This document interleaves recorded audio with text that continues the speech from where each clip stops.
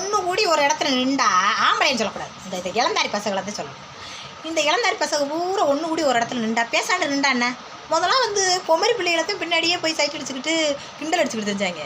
இப்போலாம் வந்து ரொம்ப டேஞ்சர் ஆகுது, குளமரி பிள்ளைகளை சைட் அடிச்சா ரொம்ப டேஞ்சர் ஆகுது, வேட்டி வேட்டி அடிக்கிறாங்கடா அப்படின்ட்டு. இப்போ எங்கடா 4-5 ஆண்டி போகுதா உடனே அப்படிங்கிறது. இப்படிலாம் எதுக்குள்ள செய்ய கட்டுறீங்க இந்த மாதிரிலாம் லூசுகளா? என்னைக்காவது பொம்பளைக்கு 4-5 பேர் சேர்ந்தாங்கன்னா ஒரு ஆம்பளைய ரோட்டு நடந்து போயிடும், என்னடா அப்படி நடந்து போய்கிட்டு இருக்க என்ன அப்படின்னு யாராவது கிண்டல் பண்ணியிருக்குமாப்ல? நாங்களாம் எவ்வளோ அடக்க ஒடுக்கமாக இருக்கோம், நீங்கள் மட்டும் ஏன்ல அப்படி இருக்கீங்க? கொன்னுட்டேன். அதுதான் பொம்பளையில் பார்த்து எதுக்குள்ள இளந்தாரி பையவிலையெல்லாம் ஓயின்றது ஓய் டேய் மாப்பிள்ள அப்படிங்கிறது, அப்படிங்கிறது திரும்பி பார்த்தோன்னே மாப்பிள்ள இங்கே வாடா அப்படிங்கிறது. என்னென்ன கிண்டல் உங்களுக்குலாம்? கொன்னுட்டேன். எனக்கு ஓய்க்கு பலப்பலாம் நிறைய போல இருக்குது. ஆனால் இப்போ சின்ன பையன்களும் கூட பேச முடியலையே, அந்த மாதிரி இருக்குது சூழ்நிலை. அதுதான் பயமாக.